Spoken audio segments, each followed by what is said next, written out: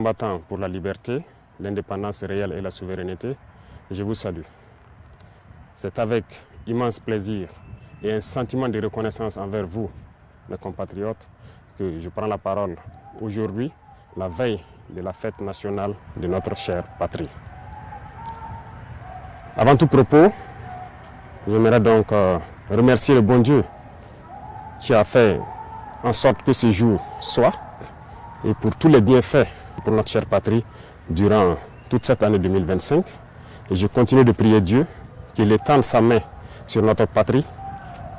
Je rends un vibrant hommage à toutes nos forces combattantes qui aujourd'hui, depuis plus d'un an, sont lancées dans une offensive audacieuse dans des territoires qui étaient autrefois considérés comme des bastions de l'ennemi et qui sont en train d'effectuer avec brio la reconquête de notre territoire. Plusieurs zones ont été reconquises en un mois où nos forces combattantes ont mis pied et s'y sont installées. Toutes les résistances ennemies qui sont opposées à nos forces ont été écrasées. Et nous n'avons connu aucune perte en vie humaine au cours de ces offensives, rien que quelques blessés légers. D'ailleurs, ces blessés à qui je souhaite un prompt rétablissement et à tous les blessés de cette barbarie qui nous a été imposée. La souveraineté n'est pas qu'un mot. C'est un ensemble. Pour atteindre notre souveraineté pleine et entière, il a fallu passer par la révolution. Cette révolution progressiste populaire décrétée est en cours. Le Burkina Faso aujourd'hui est une vitrine, est un modèle. Nous sommes observés, les gens nous suivent et nous n'avons pas le choix que de réussir. Et j'ai ce plaisir de dire que nous sommes sur la bonne voie et que nous allons réussir. C'est pourquoi tous ceux qui se battent pour atteindre cette souveraineté, cette indépendance réelle, je les exhorte à continuer le combat. Et tous ceux qui étaient encore dans le doute doivent rejoindre le bateau et pouvoir conjuguer ensemble nos efforts. Tous ceux qui communiquent pour éveiller la conscience de nos populations doivent encore amplifier la communication, intensifier, redoubler d'efforts. Des exemples nous sont donnés à travers le monde, à travers l'Afrique. Ces organisations africaines qui brillent par leur médiocrité, qui ont des comportements aux antipodes de l'honnêteté, qui ont des comportements aux antipodes de l'africanité, sont des exemples palpables qui doivent nourrir les débats pour pouvoir éveiller la conscience des jeunes.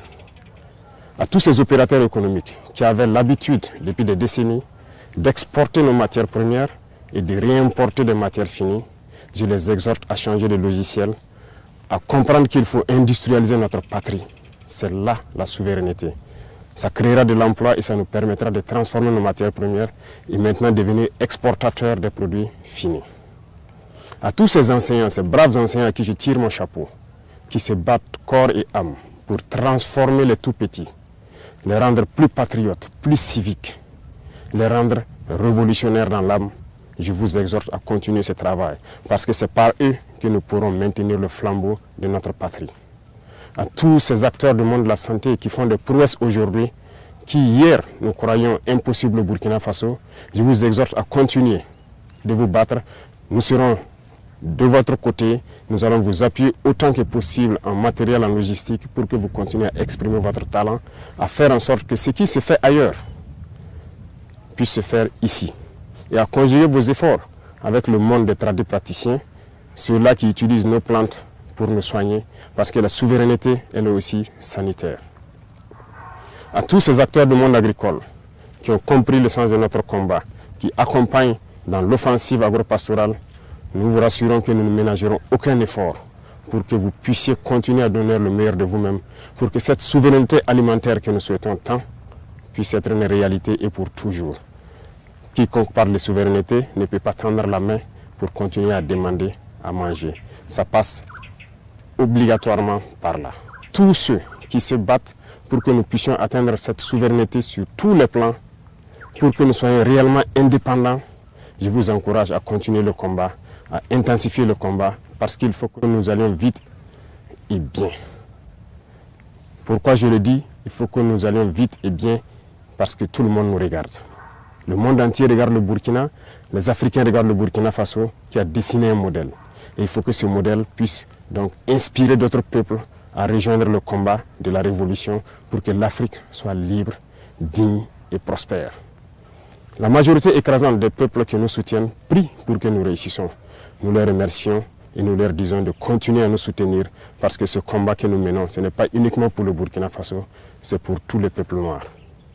Cette minorité qui est encore perdue, égarée, qu'elle soit au sommet des États, ou bien ces populations qui n'ont pas encore compris, qui continuent à prier pour que nous échouons, nous leur disons merci parce que leur haine nous permet également de continuer le combat et d'aller de l'avant. Et j'espère qu'elles comprendront un jour revenir à la raison et pouvoir se débarrasser de ces gènes de l'esclavage qui les tiennent. Le combat contre l'impérialisme, le néocolonialisme et toutes ces manifestations se mènent tous les jours que Dieu fera. Nous ne baisserons pas les bras, nous continuerons sur notre lancée et je pense que toute la jeunesse est aussi invitée à s'exprimer. Nous continuerons à les encourager pour que nous puissions atteindre nos objectifs parce que la souveraineté, l'indépendance, la liberté que nous voulons pour vivre en paix au Burkina Faso, c'est tout cela. Voilà pourquoi je dis que ce n'est pas qu'un simple mot, c'est un ensemble. Aujourd'hui, nous sommes fiers de dire que nous avons fait des progrès, tant sur le domaine industriel, industrie civile que militaire. Nous avons fait des progrès sur le domaine de la santé, nous avons fait des progrès sur le domaine des infrastructures, nous avons fait des progrès sur le domaine de la défense, de la reconquête. Ces criminels qui avaient occupé ces zones de notre patrie, croire que c'était leur sanctuaire, ont été délogés dans plusieurs zones, sont en train de fuir le Burkina Faso. Vous verrez certainement des images de leur fuite, mais nous leur disons qu'à présent, ils n'ont que deux choix. Fuir le Burkina Faso ou mourir, parce que les forces combattantes sont engagées dans cette offensive et ça va continuer. Nous allons poursuivre jusqu'aux limites de nos frontières et sécuriser le Burkina Faso pour que le Burkina Faso vive en paix, se développe, soit prospère, soit un modèle qui inspire les autres nations.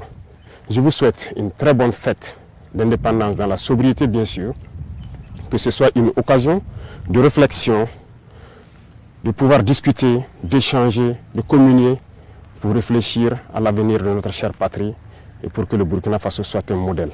Je répète, le Burkina Faso doit être un modèle pour inspirer d'autres peuples. Vive le Burkina Faso, vive le pays des hommes intègres. Très bonne fête nationale à tout le monde. Je vous remercie. La patrie ou la mort, nous vaincrons.